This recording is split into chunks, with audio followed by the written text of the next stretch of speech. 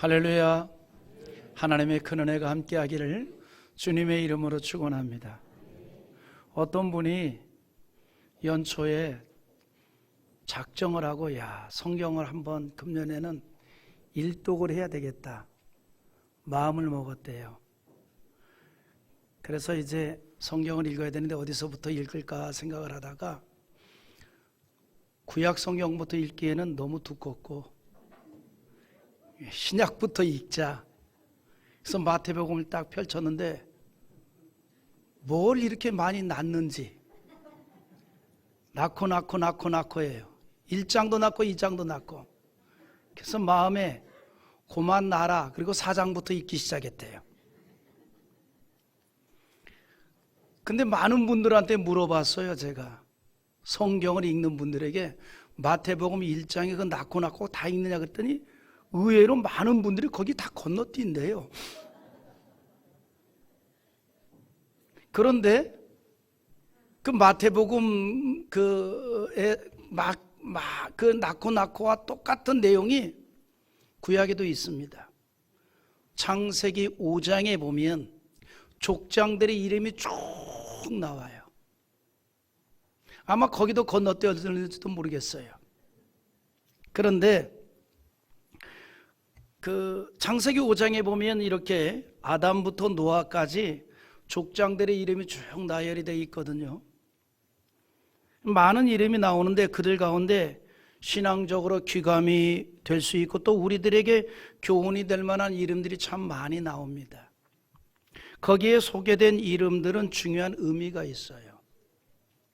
하나님께서 한 생명 한 생명의 이름을 하나님의 거룩한 책에 다 기록하고 있다는 것을 우리에게 보여주는 말씀입니다. 셀 수 없이 많은 사람들이 이 땅에도 살아가고 있잖아요. 그런데 하나님께서 한 사람 한 사람을 기억하고 계시고 또 인격적으로 만나 주신다는 사실이에요. 이게 얼마나 귀합니까? 지구 인구가 80억을 도달하는데 그러나 그 많은 사람들을 하나님은 다 개인이 기억을 하시고 개인을 인격적으로 만나주시는 하나님이라는 사실이죠. 출애굽기 33장 17절에서 보면 모세에게 이런 말을 합니다. 여호와께서 모세에게 이르시되 너가 말하는 이 일도 내가 하리니 너는 내 목전에 은총을 입었고 내가 이름으로도 너를 알미니라. 너의 이름으로도 너에 대해서 모든 걸 다 알고 있다 이 말이에요. 모세에게 말씀하였듯이 하나님께서는 내 이름만으로도 나에 대해서 모든 것을 다 아십니다. 우리가 어떤 사람 이름만 들어서 그 사람을 다 알 수 없잖아요. 여러분 뭐 이름만 들어가지고 그 사람 어떻게 다 알아요? 모르죠. 그러나 하나님께서는 다 아신다는 거예요. 다 아신다. 그래서 창세기에서 보여준 계보가 우리에게 주는 의미가 바로 그런 겁니다. 하나님께서는 일일이 우리들의 이름을 다 기억할 뿐만 아니라 나의 모든 것을 다 아신다는 사실이에요. 나의 모든 걸 다 아신다. 여러분 신실한 믿음으로 살아가는 하나님의 사람들에게는 하나님께서 나의 모든 것을 다 아신다는 게 얼마나 힘이 되는지 몰라요. 나의 아픔, 슬픔, 고통, 안타까움, 기쁨, 행복, 즐거움 모든 걸 다 아신다는 게 우리에게는 위로가 되기도 하고 용기가 되고 또 힘이 되기도 하는 거죠.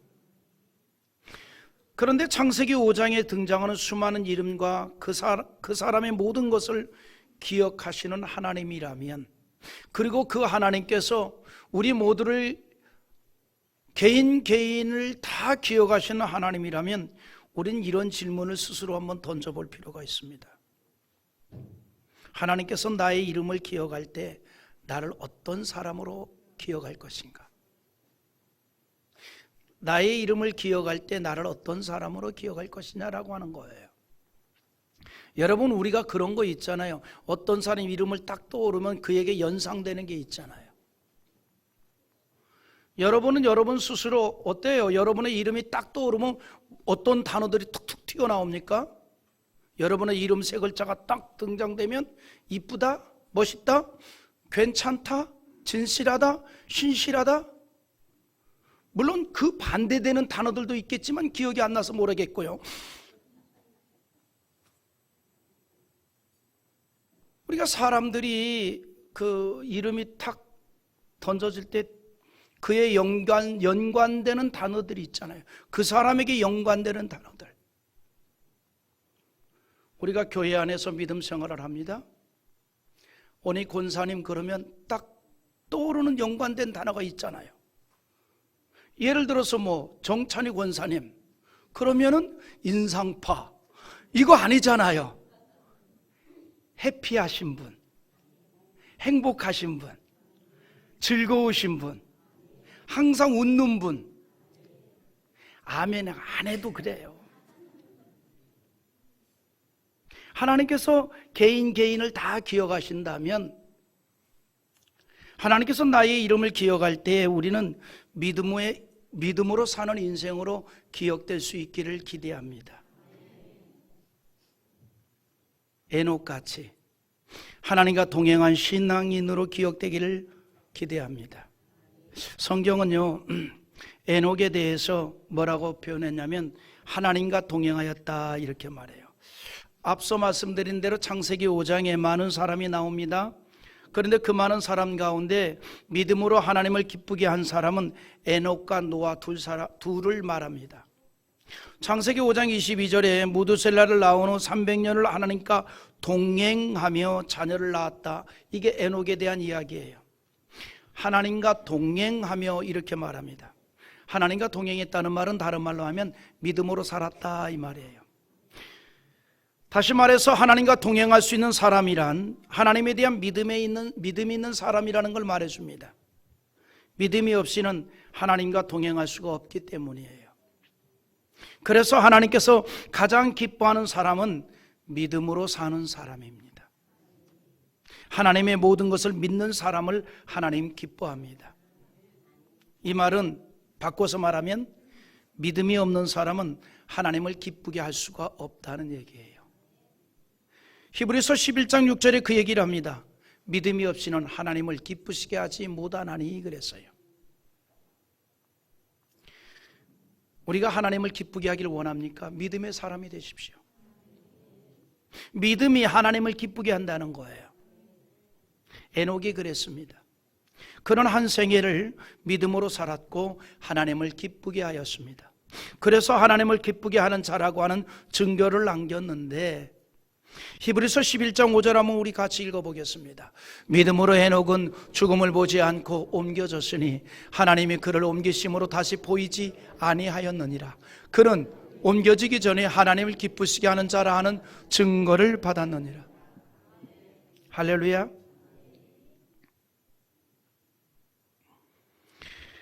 에녹에 대해서 말할 때 성경이 연결시켜주는 단어들이 있었단 말이죠. 에녹에게 연결된 단어들이 뭐냐면 믿음, 하나님과 동행, 하나님을 기쁘게 했다, 이런 단어들이 연결이 됩니다.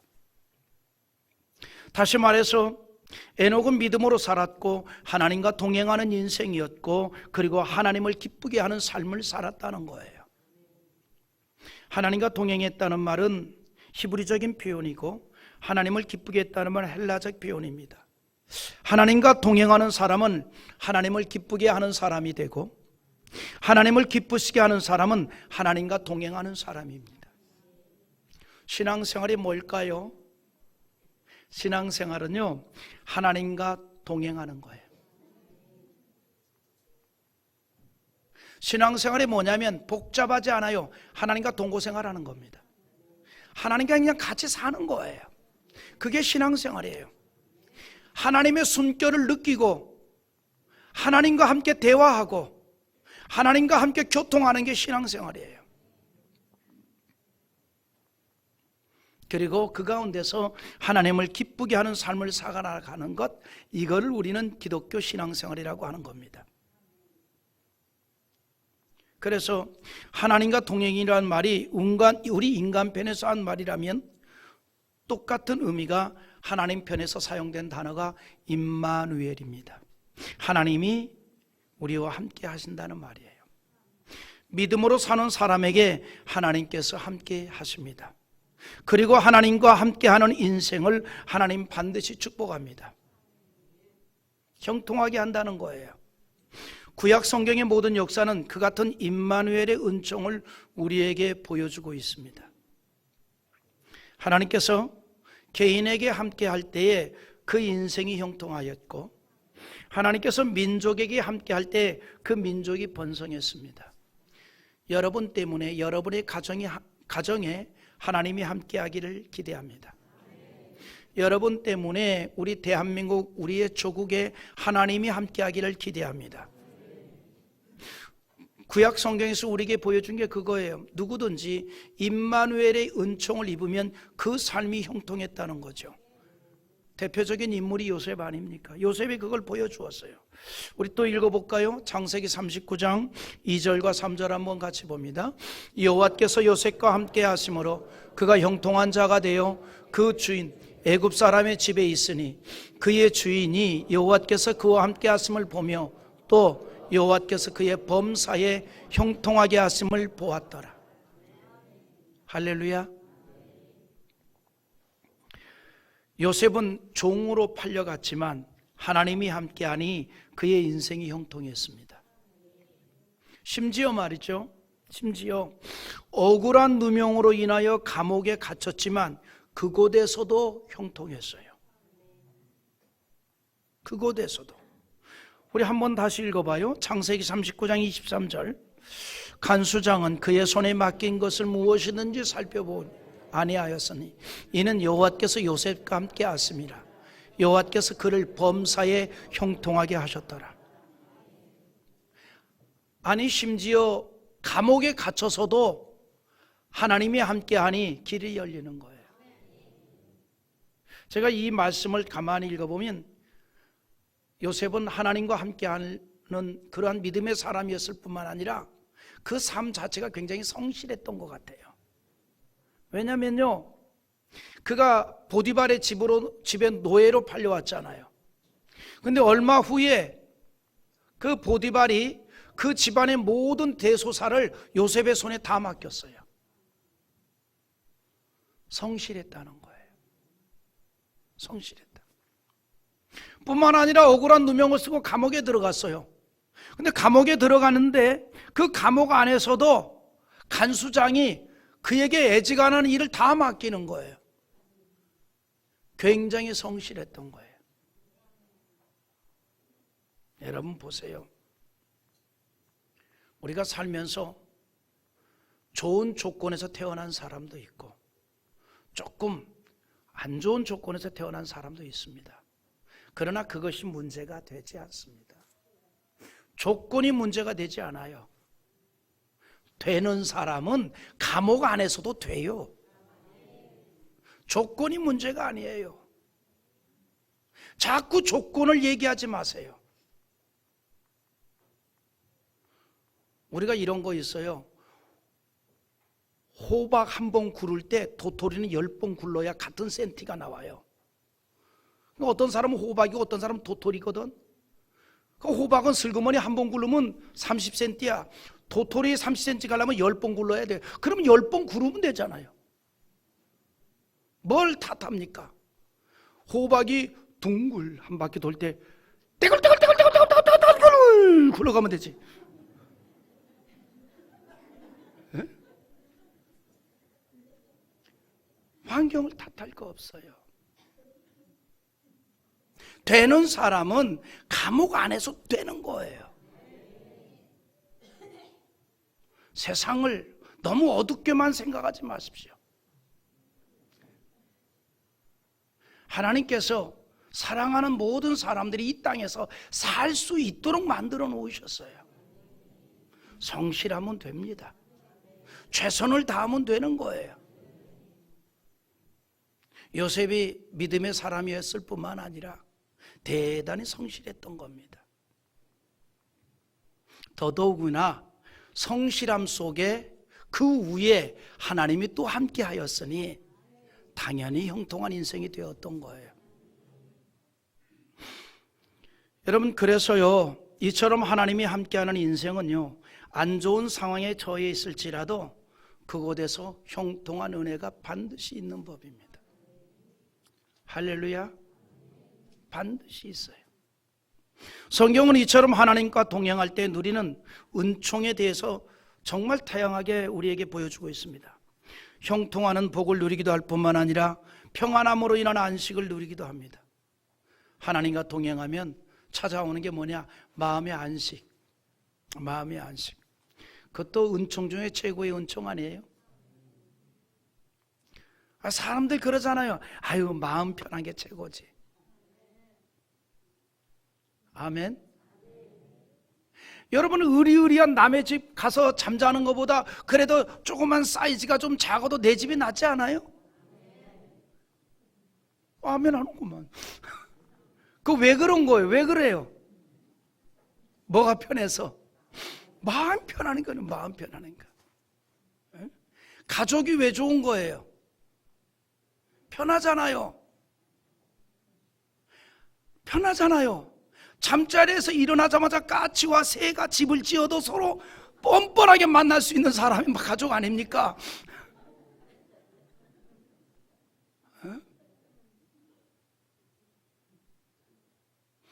황급히 밖에 나갈 일이 있으면 그래서 찾는 게 뭐예요? 모자. 요즘은 더 좋아. 마스크. 그저 이제 이 립스틱 장사하는 분들 좀 도와주세요. 이제 마스크 좀 벗어요.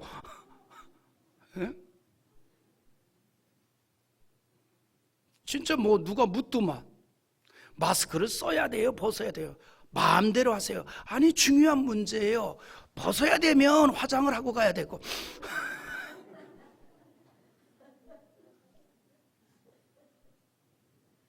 가족이 편한 이유는요, 허물 같은 것도 함께 보여줄 수 있고 그것이 흠으로 보이지 아니하고, 그래 편한 거죠. 마음이 편하니까. 마음이. 난 여러분들 보면 마음이 편해.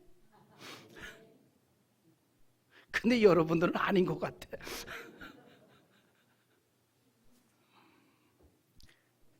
여러분, 하나님과 동행하면요, 어떤 상황에서도 마음의 안식이 생긴다는 거죠. 이거 얼마나 큰 복입니까? 다윗이 그랬어요. 그래서 다윗이 심지어 노년에 이런 고백을 하잖아요. 시편 23편 4절에 한번 읽어보겠습니다. 내가 사망의 음침한 골짜기로 다닐지라도 해를 두려워하지 않을 것은 주께서 나와 함께 하심이라. 주의 지팡이와 막대기가 나를 안위하시나이다. 할렐루야. 내가 사망의 음침한 골짜기를 다닐지라도 두려워하지 않는다는 거예요. 주님이 나와 함께하는 걸 알기에 나는 그 속에서도 마음이 편안하다는 거예요. 안식을 누린다는 겁니다. 죽음과 같은 골짜기를 지나면서도 하나님과 동행함으로 인하여 두려움이 아니라 안식함을 누리고 있었던 겁니다. 하나님께서 우리에게 이런 약속을 하셨어요. 어떤 약속이냐면 이사야 43장 2절에 보면 이런 약속을 합니다. 또 같이 읽어봅니다. 너가 물 가운데로 지날 때 내가 너와 함께 할 것이라. 강을 건널 때 물이 너를 침몰하지 못할 것이며 너가 불 가운데로 지날 때 타지도 아니할 것이요 불꽃이 너를 사르지도 못하리니. 할렐루야. 놀라운 거 아니에요? 하나님께서 이 정도로 우리를 지켜주신다는 겁니다. 하나님과 동행하는 자에게 주시는 은혜인 줄 믿습니다. 여러분, 실제로 이스라엘 백성들은 홍해바다에서 완전한 구원을 받았어요. 그러나 똑같은 홍해바다입니다. 이스라엘이 구원받은 그 홍해에서 애굽의 군대는 다 멸절당했습니다.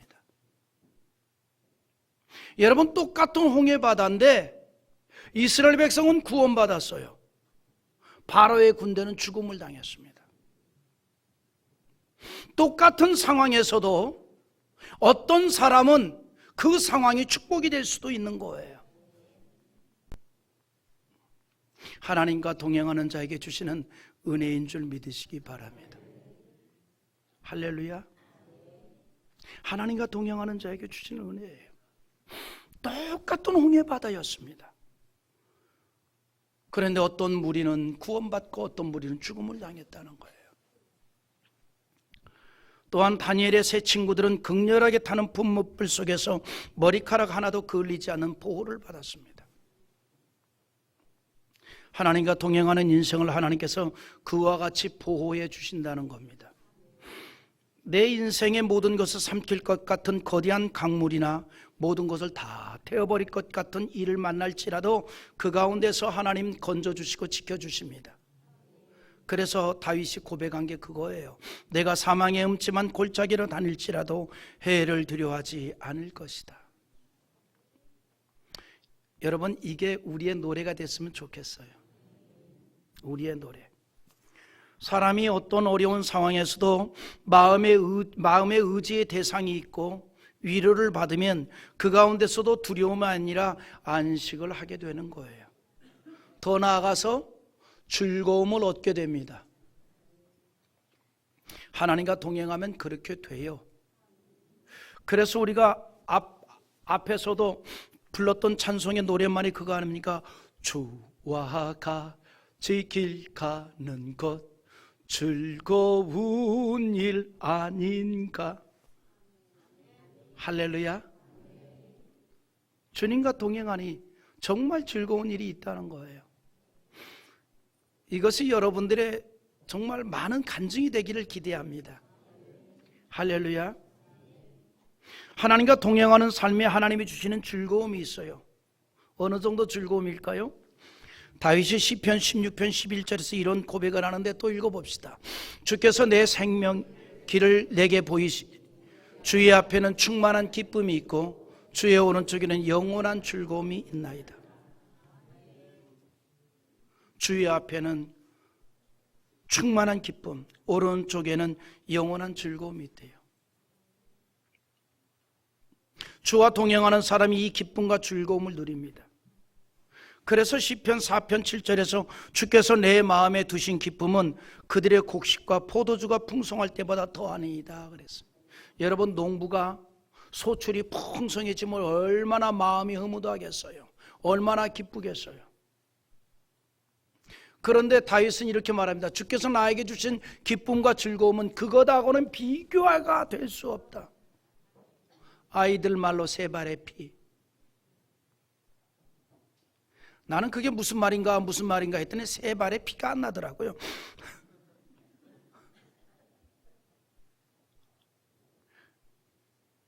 하나님이 우리에게 주시는 기쁨과 즐거움으로 인한 안식은요, 세상에서는 경험할 수 없다는 거예요. 바울 사도는 예수님을 만난 이후에 일평생 주님 안에서 살았고 주님과 동행하는 인생이었습니다. 그래서 무엇보다도 주님 안에서 주님과 동행하는 삶의 귀함을 너무나 잘 알았어요. 그래서 노년에 빌립보 교우들에게 신앙적인 권면을 합니다. 여러분, 대체적으로요, 우리가 한 생애를 좀 살다 보면 세상적인 배움과 상관없이 삶에서 터득한 어떤 지혜란 게 있잖아요. 예? 이 지혜란 게 있잖아요. 우리가 이 삶에서 우리가 살다 보면 여러분 무슨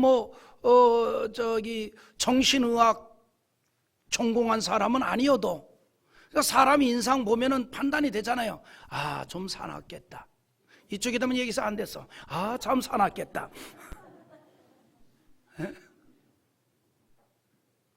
아, 참 순하게 생겼다. 그 아멘 하는 분이 좀 이상하긴 한데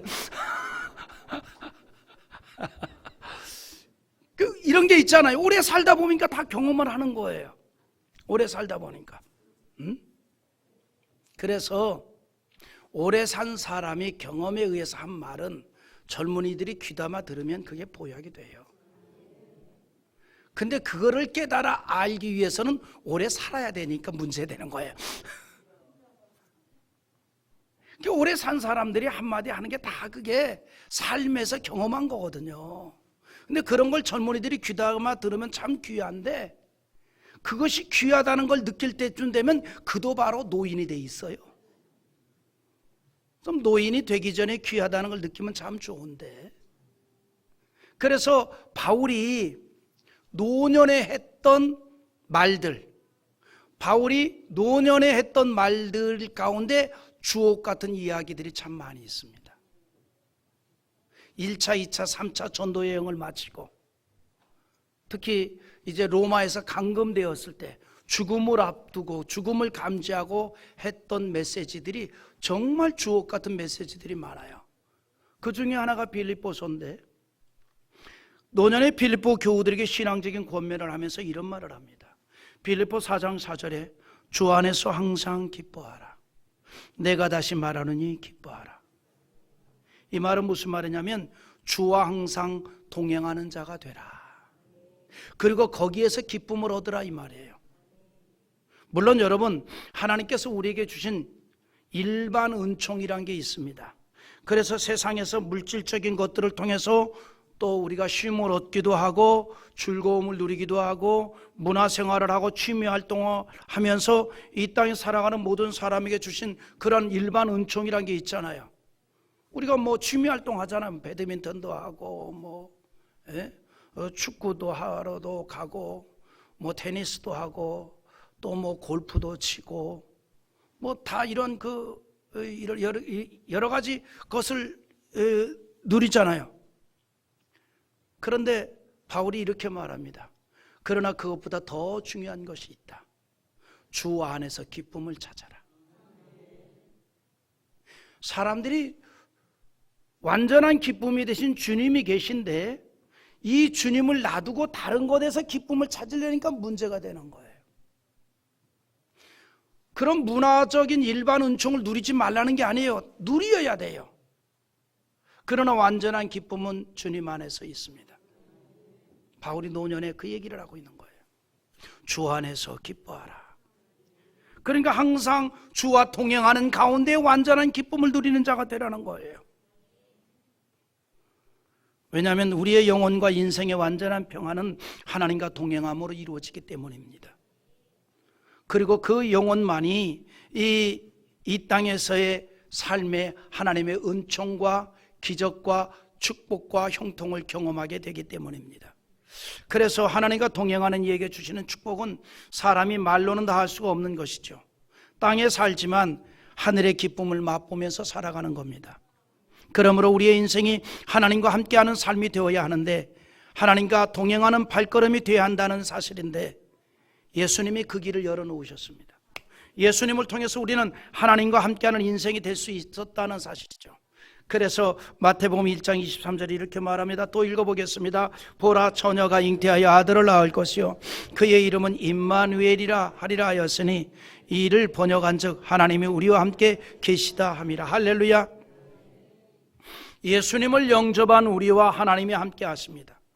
그런데 그 은혜가 우리의 삶에서 나타나려면 우리 편에서도 신앙적인 행동이 있어야 한다는 거예요. 그게 오늘 본문의 내용입니다. 이스라엘이 애굽에서 나왔잖아요. 나올 때 여호와께서 그들 앞에 낮에는 구름 기둥, 밤에는 불 기둥으로 인도하며 행진을 합니다. 이스라엘 백성들은 그 구름 기둥과 불 기둥을 따라서 이제 나아갔습니다. 그리고 그 같은 행진에 대해서 뭐라고 성경은 말하냐면 여호와의 명령에 따라 이루어진 행진이었다라고 말합니다. 우리 18절 한번 읽어보겠어요. 이스라엘 자손이 여호와의 명령을 따라 행진하였고 여호와의 명령을 따라 진을 쳤으며 구름이 성막 위에 머무는 동안에는 그들이 진영에 머물렀고. 이스라엘 자손들은요, 구름이 성막 위에 머무르면 진을 치고 그곳에 머물렀고, 구름이 성막 위에서 떠올라 진행하면 구름의 진행함에 따라 진행을 하였습니다. 이스라엘은 구름이 성막 위에 머물고 있으면 기간이 짧거나 길거나 상관하지 않고 그곳에서 움직이지 않고 기다렸어요. 이스라엘 백성들이 지나는 광야는 낮에는 너무나 뜨겁고 밤에는 차가운 기운이 있는 곳으로서 사람이 지내기 힘든 곳입니다.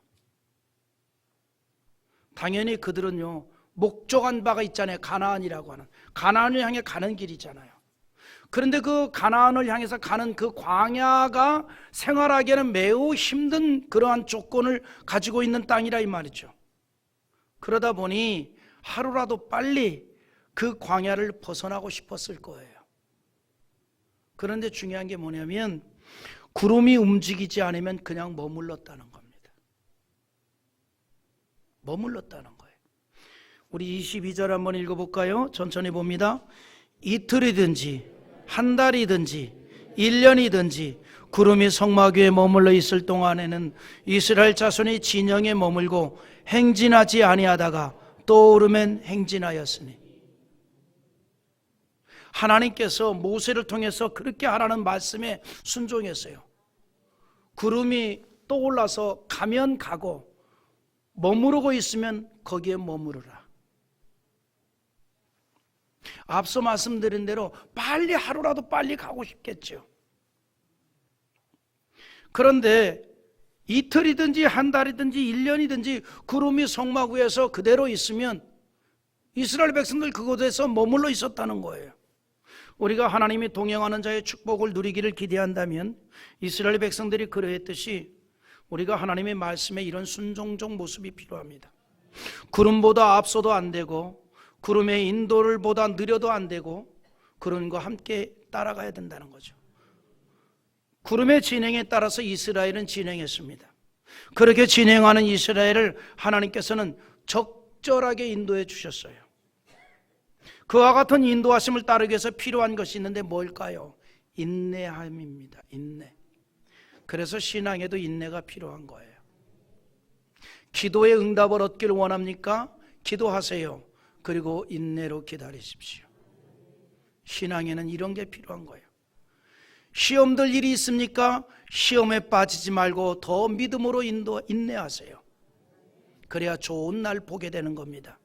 이스라엘은 힘든 광야길을 행진하고 있었지만 인간적인 생각으로 그 발걸음을 재촉하지 않았어요. 구름 기둥이 움직이면 이스라엘은 아무리 좋은 장소에 머물고 있고 좋은 셈이 있어도 떠나서 행진을 했습니다. 그러나 아무리 고통스러운 시간이라 할지라도 구름이 머무르고 있으면 같이 머무르고 기다렸다는 사실이에요. 성막 위에 구름이 떠올라 움직이면 낮이든 밤이든 가리지 말고 떠나야 했습니다. 한밤중에 잠이 들었을 때에도 구름이 움직이면 떠나야만 하였기에 그것을 알리기 위해서 나팔을 불었고 나팔 소리가 나면 잠에서 깨어 이동을 하였습니다. 하나님과 동행이란 바로 그런 거예요. 하나님과 동행이란 나의 감정을 내려놓고 하나님의 감정에 맞추어 사는 것이 바로 하나님과 동행하는 신앙이라는 거예요.